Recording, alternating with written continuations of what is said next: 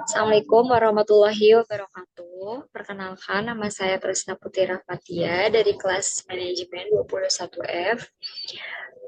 Di sini saya akan mempresentasikan bab 1 dari mata kuliah akuntansi manajemen, yaitu bab peran, sejarah, dan tujuan akuntansi manajemen.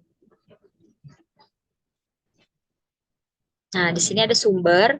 Jadi penjelasan yang akan saya jelaskan ini berdasarkan dari buku Akuntansi Manajemen karangan Sebrea Rizka Manurung dan kawan-kawan. Kemudian ada pendahuluan. Akuntansi manajemen merupakan salah satu bidang ilmu akuntansi yang memberikan informasi keuangan kepada pihak internal suatu intensitas dalam sebuah pengambilan keputusan.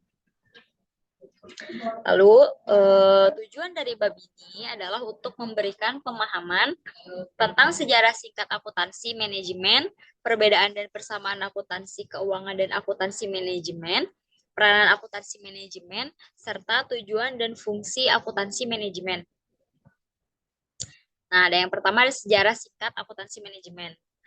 Prosedur perhitungan biaya produk mulai dikembangkan antara tahun 1880 dan 1925.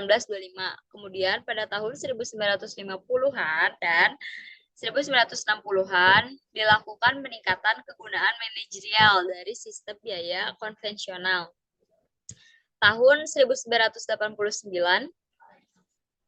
dan tahun 1990-an praktik-praktik akuntansi manajemen tradisional sudah usang dan tidak berguna. Untuk itu dilakukan berbagai upaya untuk mengembangkan sistem manajemen baru berdasarkan kebutuhan lingkungan ekonomi pada saat ini. Kemudian perbedaan akuntansi keuangan dan akuntansi manajemen. Akuntansi keuangan dan akuntansi manajemen memiliki perbedaan informasi yang berisi laporan keuangan dalam akuntansi keuangan ditunjukkan bagi pihak eksternal, sedangkan akuntansi manajemen memberikan informasi kepada pihak internal perusahaan. Akuntansi manajemen juga memberikan informasi yang lebih rinci dan lebih luas.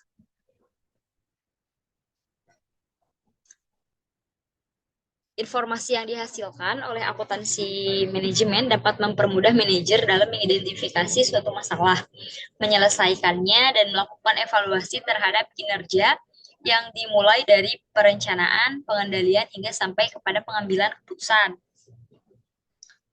Kemudian ada peranan akuntansi manajemen. Yang pertama, menyediakan informasi untuk pengambilan keputusan bagi manajer. Yang kedua, membantu manajer dalam mengendalikan operasi perusahaan. Yang ketiga, memotivasi semua sumber daya manusia dalam perusahaan untuk mencapai tujuannya. Yang keempat, mengukur kinerja departemen dan pimpinan dalam organisasi perusahaan. Dan yang terakhir, ada tujuan dan fungsi manajemen.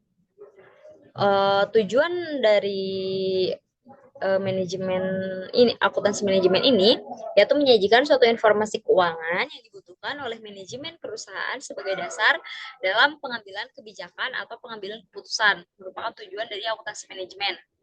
Kemudian ada fungsi akuntansi manajemen. Yang pertama sebagai alat analisis dalam pengambilan keputusan, yang kedua sebagai sumber informasi dalam pertanggungjawaban tingkat manajemen, yang ketiga ada koordinasi berbagai kegiatan perusahaan, yang keempat ada sebagai arsip audit, dan yang kelima mengukur dan mengawasi kinerja karyawan.